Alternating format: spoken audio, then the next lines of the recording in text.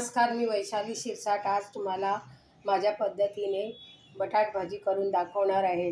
बटाट भाजी करण्यासाठी मी 3 मोठे बटाटे साली काढून धुवून चिरून फोडी केलेल्या आहेत। एक हिरवी मिरची, आलं लसूण थोडं ठेचून घेतलेले आहे।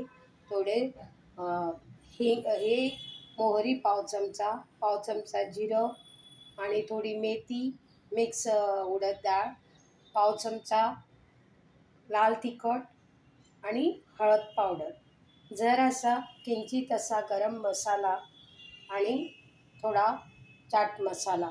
अशा प्रकारे मी ही भाजी तुम्हाला आता करून दाखवते। पॅन ठेवलेले आहे, 1 चमचा मोठा तेल घातलेले आहे। आता लहान चमचा असा तूप घालते, म्हणजे आणि जरा तूप घातल्याने भाजीला चव चांगली येते। आता मी ही मेथी आणि उडद डाळ जराशी ती घालते, त्याचबरोबर पाव चमचा मोहरी, त्याचबरोबर पाव चमचा जिरं घालते आणि हे आलं ठेचून घेतलेलं आहे ते पण घालते। ही हिरवी मिरची आणि जरा जिरा आणि मोहरी तडकू दे। थोडी लाल काश्मीरी जराशी घालते भाजीला कलर येण्यासाठी, कारण हिरवी मिरची घातली आहे। जरासा गरम मसाला घालणार, हळद पावडर, आणि जरा मीडियम गॅस फ्लेम करायचा। जरा जिरा आणि मोहरी तडकू दे। हिंग घालते, कारण बटाट भाजी म्हटलं तर जरा हिंग टाकलं तर भाजी पण चवीला छान लागते। आणि हे जरा असं परतून घेते।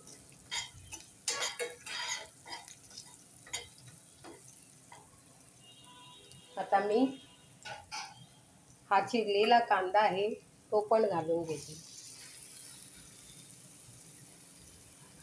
आणि कांदा परतून घेते।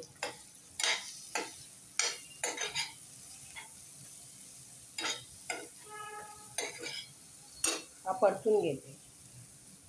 जर हा कांदा मऊ झाला की जरा व्हायला पाहिजे, तर हे आता बटाटेच्या फोडी घालते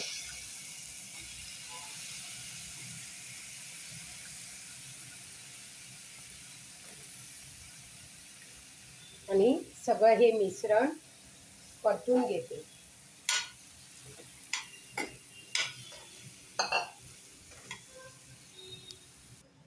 आता 1 कप पाणी घालते आणि अर्धवट झाकण घालते। असं हे झाकण अर्धवट जरासं हे करायला पाहिजे आणि भाजी शिजवून घेते। भाजी शिजते आहे। हा जो गरम मसाला आहे, थोडा घरगुती गरम मसाला,